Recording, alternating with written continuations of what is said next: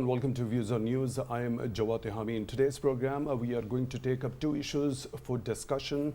The first, in which we will try to understand that where the US and China relationship is heading, and given the fact that with every single passing day, there arises a new controversy when we talk about this relationship. And in this second segment, we are going to understand how the Pakistani authorities, especially the law enforcement agencies in Pakistan, are coping up with the resurgence of terrorism. Now, when we specifically talk about the US and China relationship, every single day we see a new controversy arises. There has been economic rivalry, and then there has been a balloon controversy also. We have seen the exchange of strong-worded statements between the officials of the two sides when it comes to the Ukraine conflict.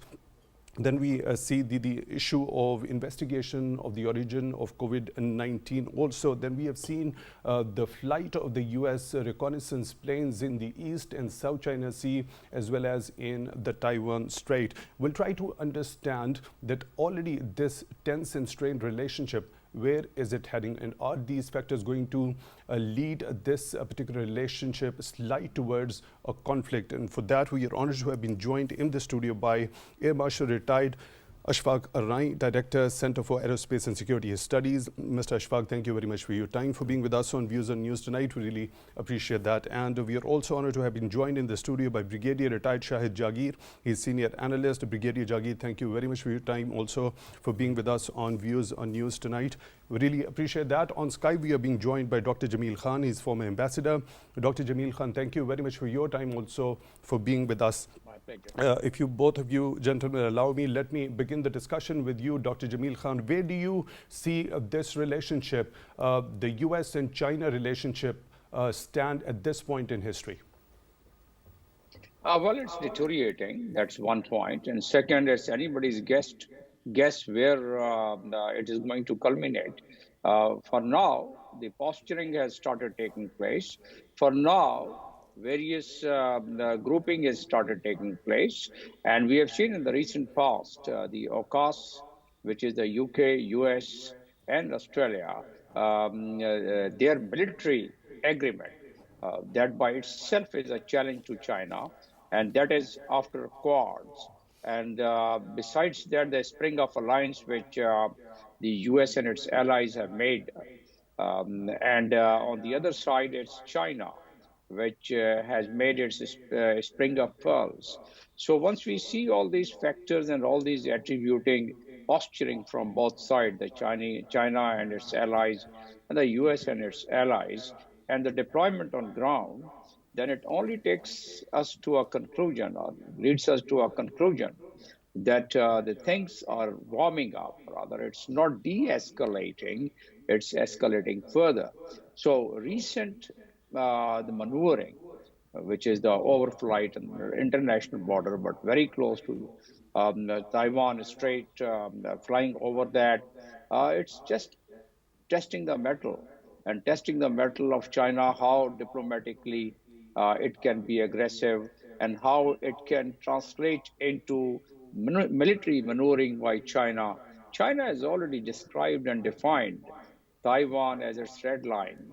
And the posturing indicates that previously there were so many waves which resonated from the United States leadership that they could help Taiwan, or they could operate, or they could conduct an operation in Taiwan. And they had various excuses for that.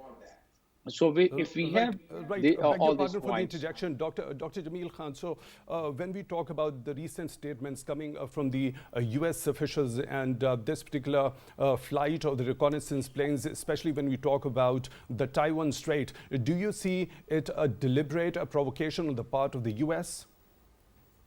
No, it's obviously not a mistake. It's a deliberate posturing on the part of the U.S. And like U.S. has very recently made an issue out of the balloon, spy balloon, what they've called, and they had really taken it to its maximum height, the diplomatically, and the way they lodged the protest.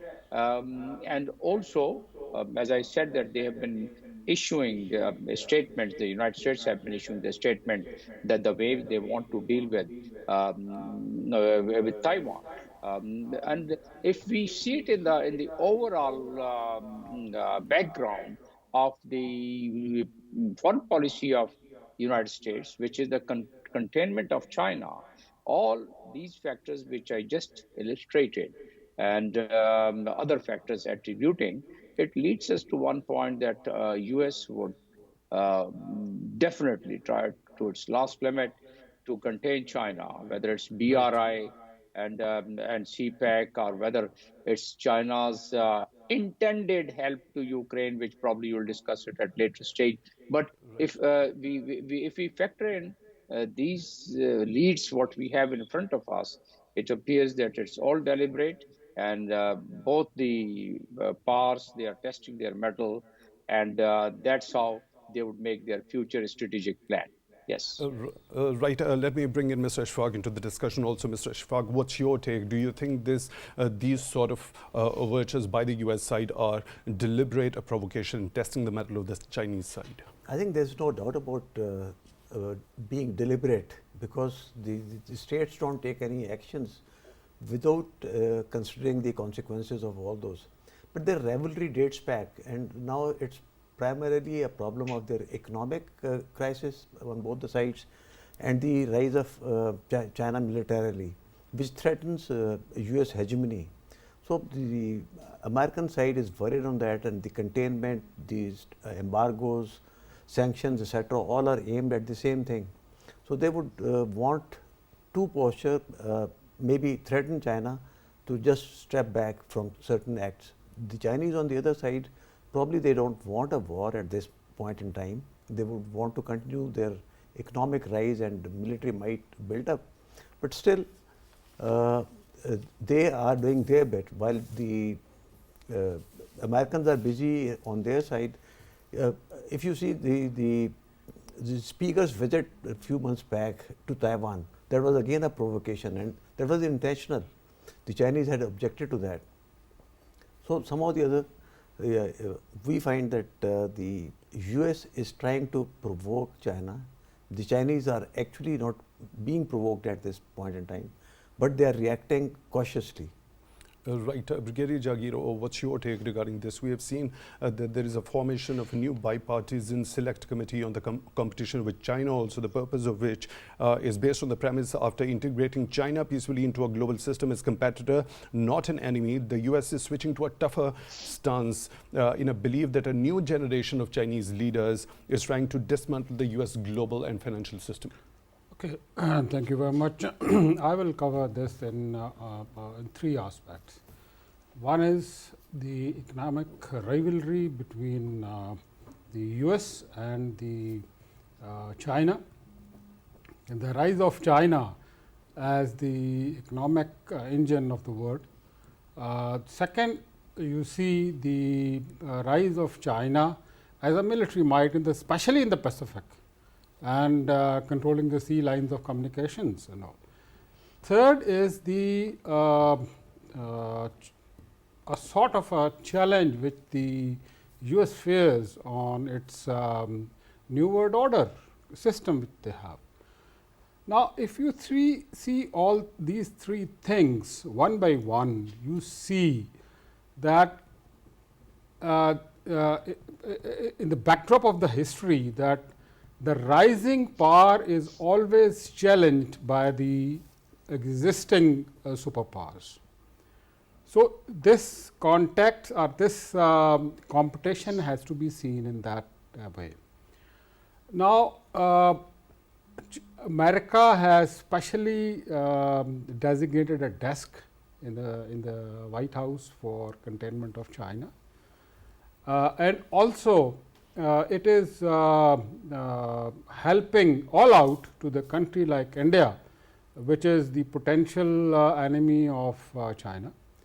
It is giving all the fuel to the fire in the regions which are in some way dispute with China, like Marshal Saab has said, Taiwan and Hong Kong and other states.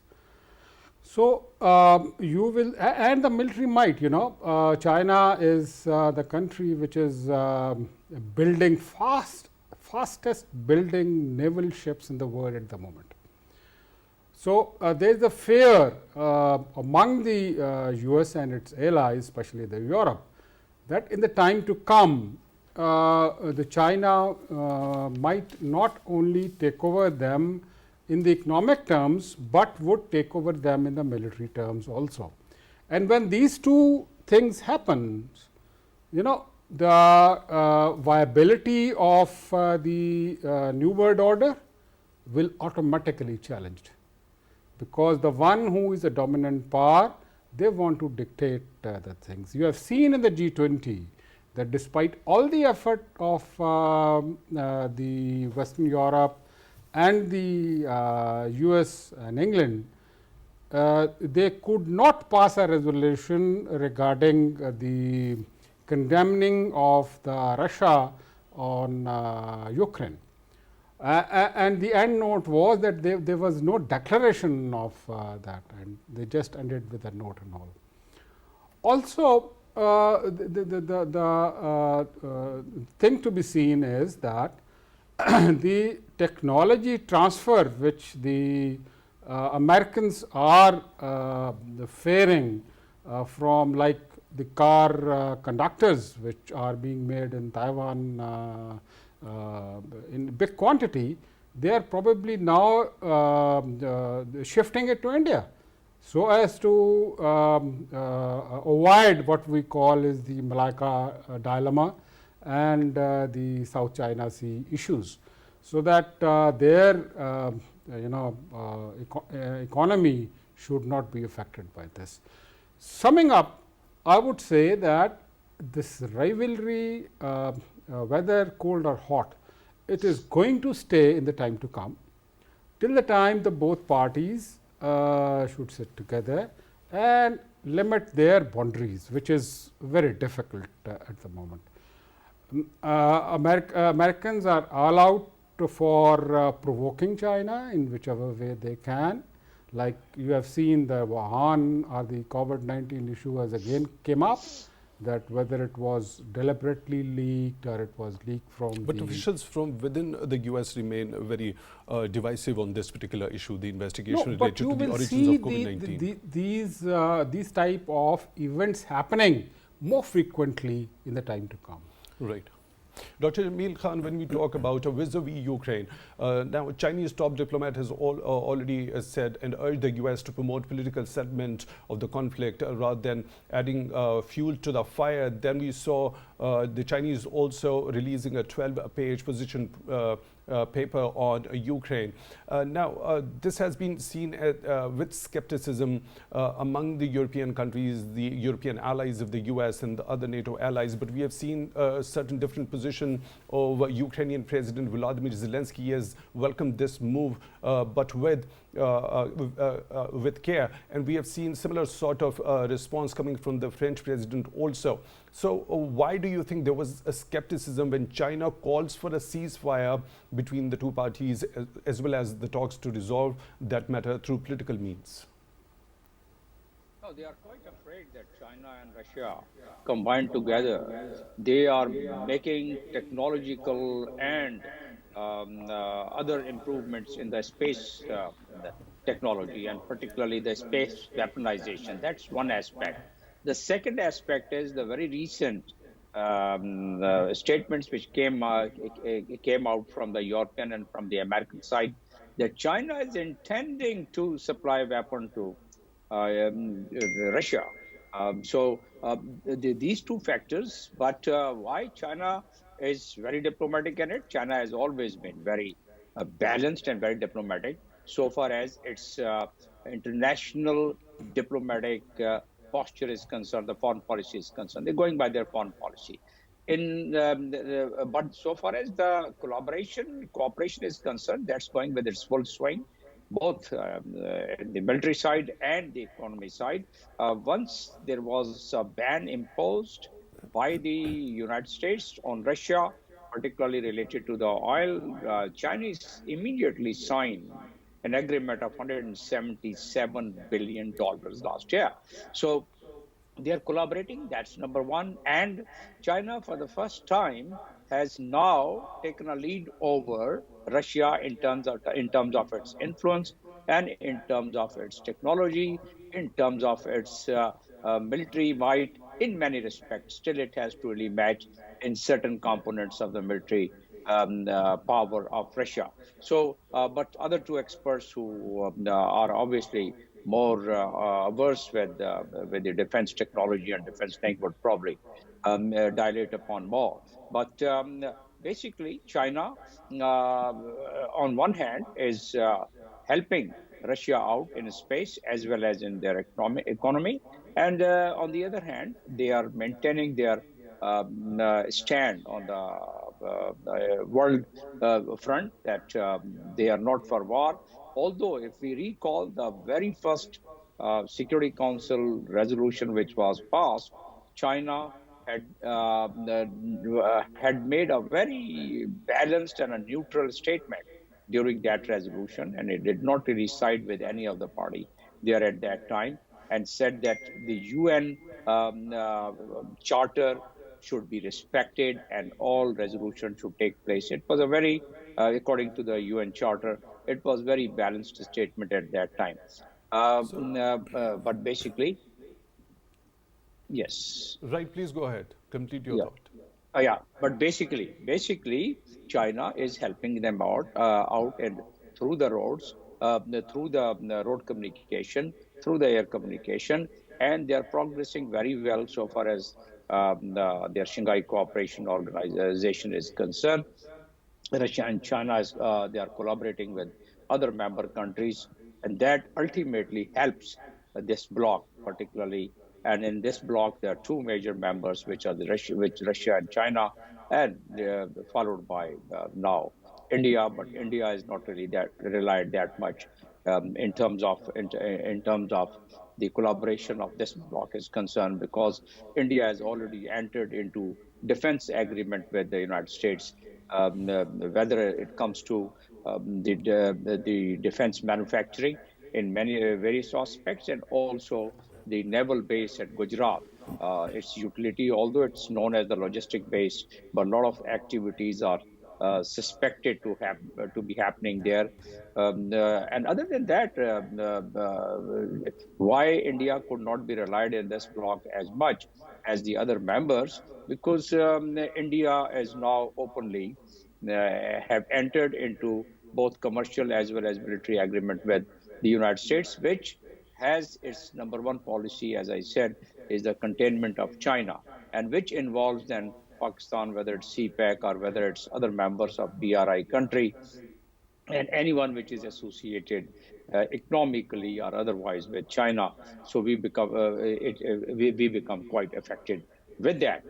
So finally, Chinese would not overtly or very openly, they would not really side or would give any statement which violates the UN Charter. So that is the beauty of Chinese foreign policy, that they could do anything, but while they would not like to openly violate the UN Charter, which is respecting the sovereignty of the country. And China, if I remember it correctly, once the Security Council resolution was passed, China had made a statement that if it is a threat to the national security of another country, without naming Russia, then that country has a right to defend itself, meaning thereby what Russia had done is correct at that particular time. So, and that is the reason the United States is now becoming more critical on China. Ultimately, Right. what I read that China would, to its greater extent, would collaborate and would help Russia out in this because they have a very cohesive now relations, and plus their interests are now gone so high, both on the military side as well as the economic side, that China would like to collaborate and take a lead and become a leader of this entire bloc, surpassing Russia. Yes. Right. Mr. Ashfaque, when we try to understand the American perspective, when they say that China is contemplating to provide lethal assistance to Russia vis-a-vis Ukraine, what makes them say so when China has repeatedly said that it remains neutral, and when this particular 12-page position paper categorically calls for a ceasefire and talks between the warring sides, as well as it also opposes the use or the threat of use of nuclear weapons? I think the confrontation between China and USA is on three planks. That is diplomatic, economic, as well as on perception. So perceptions, if you see, the Chinese foreign minister was in Ukraine on the same day as Biden was in Russia on the same day as Biden was in Ukraine. So that means they are trying to match each other, or they are trying to message each other and perception building. Economically, this suits USA if the war continues, because then their military industrial complex gains out of that, because all their NATO allies, they have to strengthen themselves. The Ukraine has to strengthen, so they'll be able to sell more of their weapons to all these countries, the Americans. The Chinese, on the other hand, they are the biggest trading partner for Ukraine as well as for Russia, with both of them. That's why they are trading very carefully. So now, perception building through media, that while the Chinese had a quarantine imposed for COVID, the entire Western media led by the US was blaming China for acting very harsh. The day they finished that quarantine compulsion, they said, okay, now they'll spread it the world over. So same is true. Chinese are saying that it is the Americans who are providing weapons to Ukraine, and China is not providing any weapons. What to talk of lethal weapons? They are just providing humanitarian aid, and that they are providing to Ukraine as well. So I think it's more of a media war.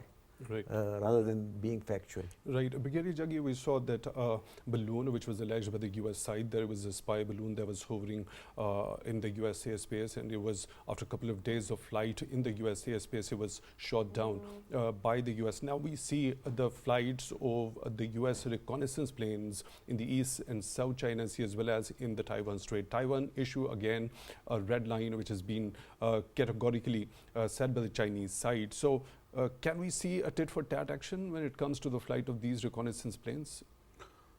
As far as these activities are concerned, I would say that both countries are big powers of the world, and if they will go for tit-for-tat response for each other, the war ladder, when you start climbing, there is no end. So they are the very responsible states, and they must see their role in the world in the time to come. One.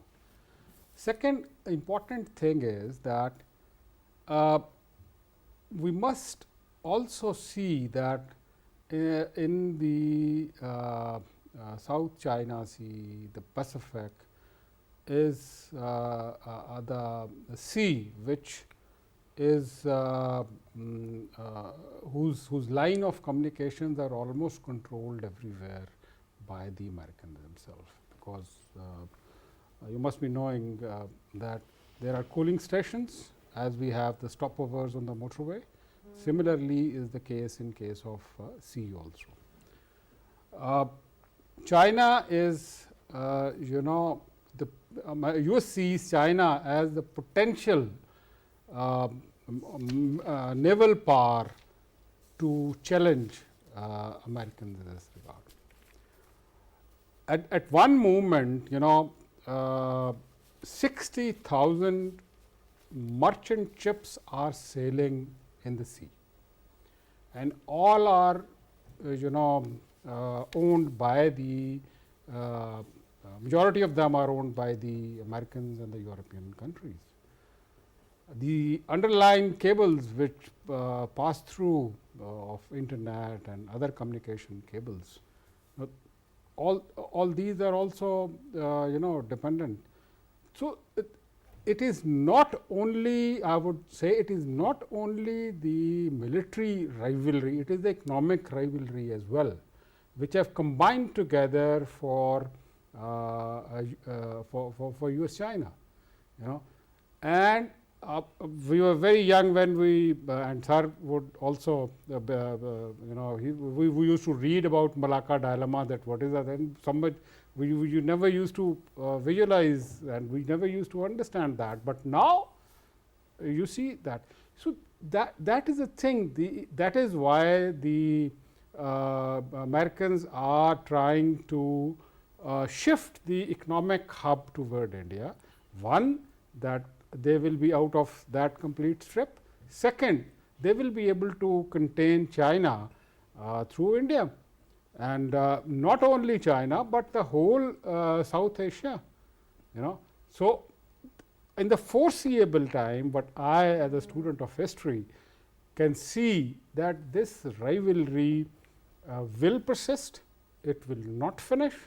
The tempo might go up and down, but I pray that it don't go so much high that it leads into a disastrous conflict for that matter. Yes. Brigadier Jagir, your point is well taken. I'll have to end this segment over here. And after the break, we'll be discussing Pakistan's war against the resurgence of terrorism. And there has been certain developments in Afghanistan also. For that, stay tuned.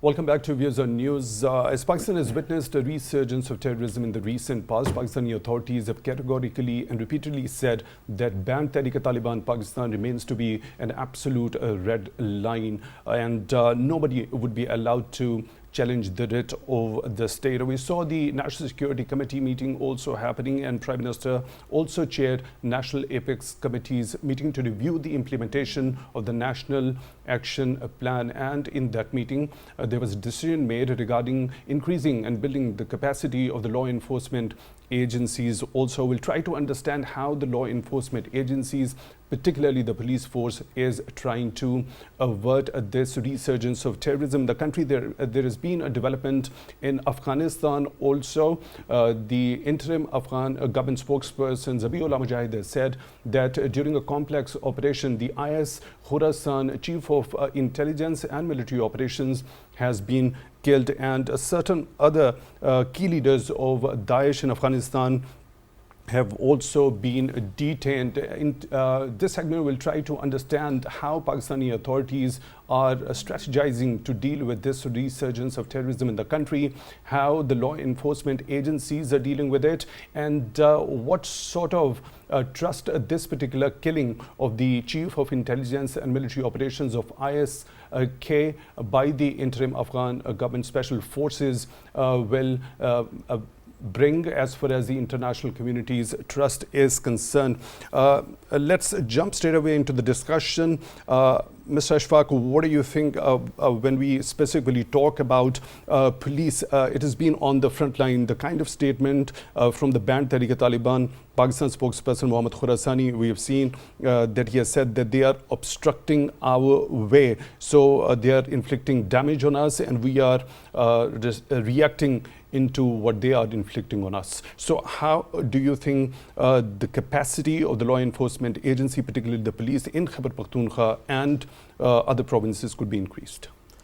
Okay, I think since terrorism is a very complex phenomena, and then it has multiple faces in Pakistan also. It's not only Tehrik-e-Taliban Pakistan which is a threat. The other insurgent groups, the Baloch insurgents, etc. So there are different angles, they have different reasons to get into this situation, and whatever number of incidents we have seen against the Chinese, against the police, against some other targets, so there were different groups involved. In some of the groups, some of the incidents, the Tehrik-e-Taliban did not take any responsibility. So that is a diverse threat, that is one.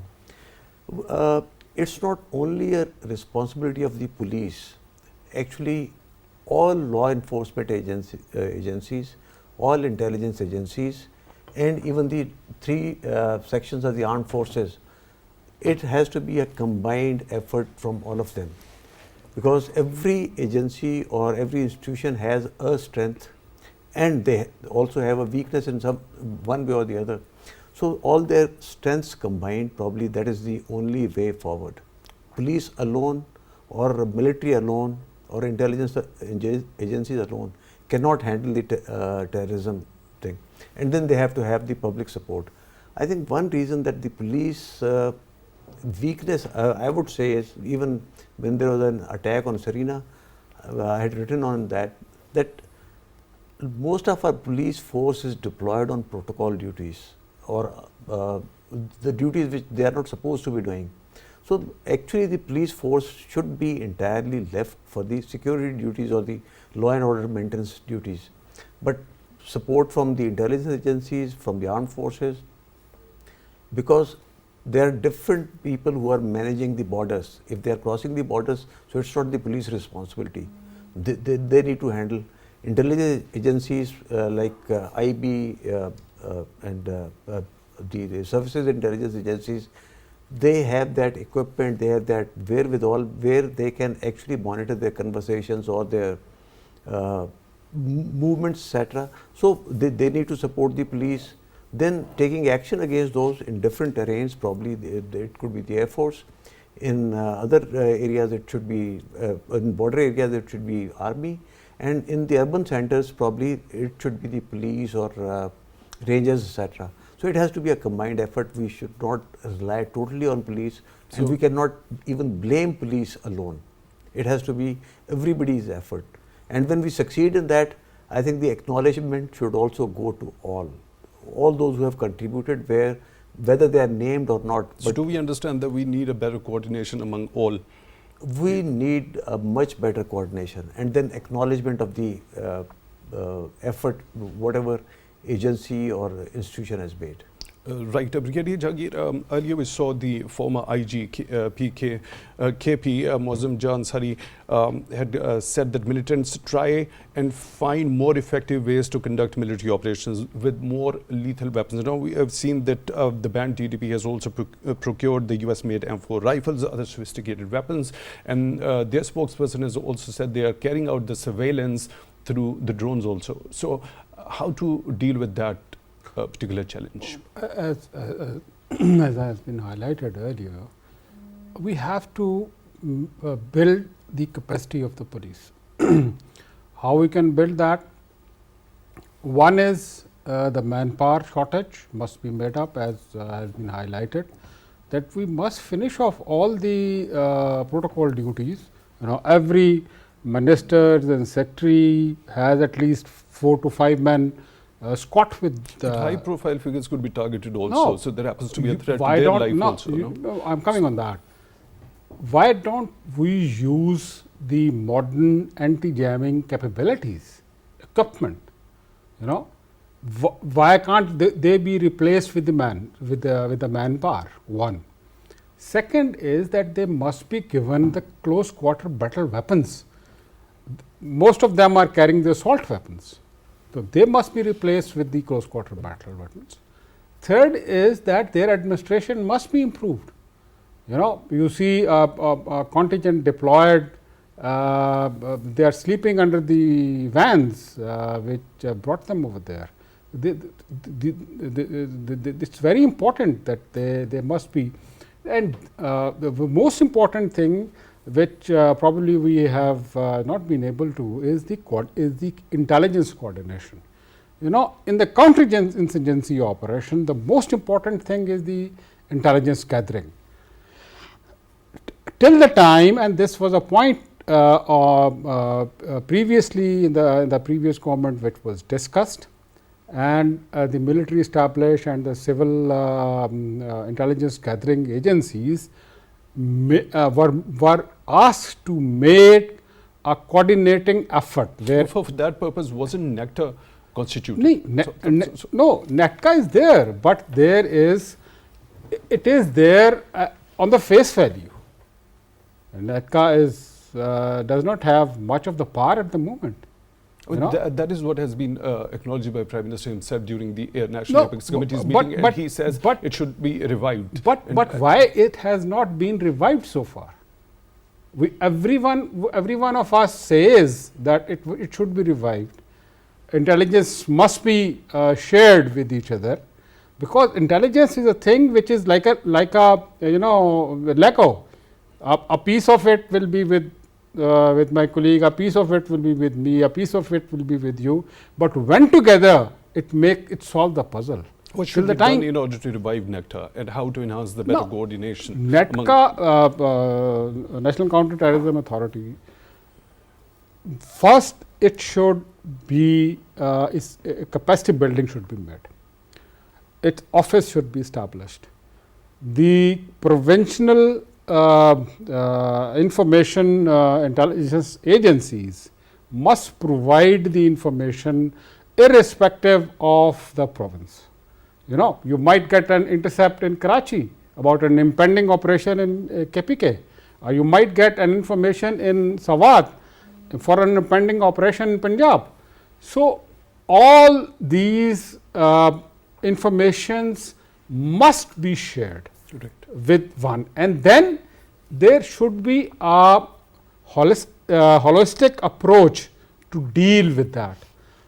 All the police chiefs, all the law enforcement agencies, whether it is police, supplemented by rangers, and if required army, must come in play in tiers. This cannot happen unless there is a coordination, and a high level coordination from high level to low level, that every important information is shared. Then there is a need of the hour that this organization should be equipped with highly sophisticated interception equipment, should be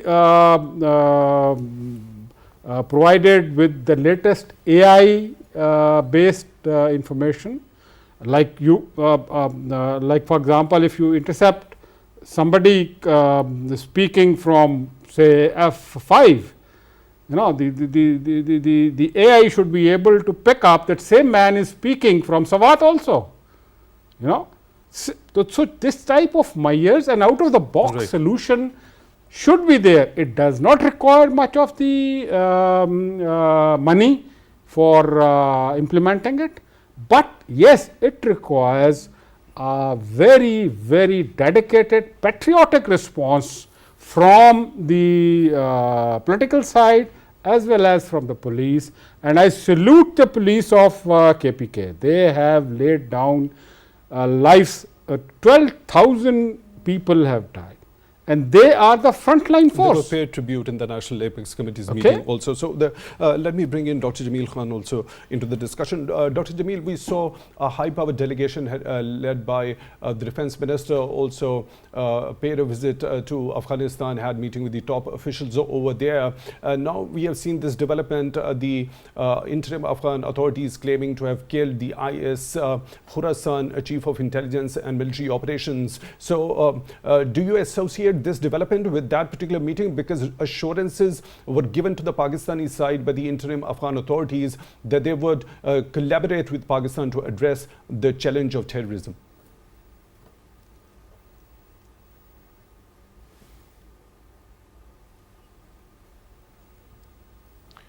Dr. Jamil Khan, beg your pardon for the interruption. Please, if you would like to unmute yourself. All right. Basically, Afghan Taliban, definitely the engagement with Pakistan at a very high level had made very recently under the leadership of Defense Minister and, of course, the military component, the ISI chief and others, was they had gone. There seems to be some ice breaking there. And following that visit, there were about 3 operations which were conducted. One was against the chief of the Islamic State Khorasan province, Chief Qari Fateh, who was killed, and a very high value target. This person was in Kunar for quite some time as a military commander and has caused a lot of harm to Pakistan as well. So, as you were probably mentioning during your intro and during the process of your program, that Pakistan has been also a target from the other terrorist groups. And this is one of those terrorist groups which has been targeting various targets, including the installations in Pakistan. And they've been conducting a very serious operations in Pakistan against the prescribed targets, what they lament as infidels. So that is one success. But if we see it from the obligation of the Afghan Taliban point of view, Afghan Taliban had committed in their second paragraph of the Doha Agreement that they would make sure that there's no terrorist group on their soil. So this would definitely build their, or at least would add a point in proving that Taliban have started now taking action against the terrorist group. That's one, Dr. but we Jamil will Khan, be do we more. expect the similar sort of action from the interim Afghan government TTP. when it comes to banned TTP? TTP, yes, I was coming on that. So basically, they have conducted operation, and as Afghan Taliban claim that they have also been able to kill TTP, but there's no direct evidence so far, and probably there might be a collateral damage might have happened with TTP because TTP had also been collaborating with this group whose chief has been killed. So my own analysis is that it would be very hard for Afghan Taliban to conduct a full-fledged operation against TTP. There could be a symbolic, and there are a variety of reasons. Pakistan, once Taliban had taken over their government, Pakistan had requested for the TTP prisoners who had blood in their hand, but they were not handed over to Pakistan, and they were all free. Succeeding meetings we have been having with Afghan Taliban, and we could not really have a right results. Afghan Taliban has always been coming up with an argument that TTP is not using the soil of Afghanistan, but not only we, but the entire world knows which soil are they using and from where they are getting a support. It's not only the Afghan Taliban, but there is another layer on it. This becomes a part of the fourth generation war, which your other guests also probably like to make some comments on it. But they are being helped. They are being helped by our enemies, the TTP and some other groups. They are being helped, and therefore you see some more momentum of the operations by TTP in Pakistan, and thus this Apex Committee meeting, which had taken place last 2 meetings in particular, they had made their resolve to really take them on with all the resources available with them. Now, reverting back to what was being discussed, how to really deal with this kind of a menace, the resurgence of the terrorism.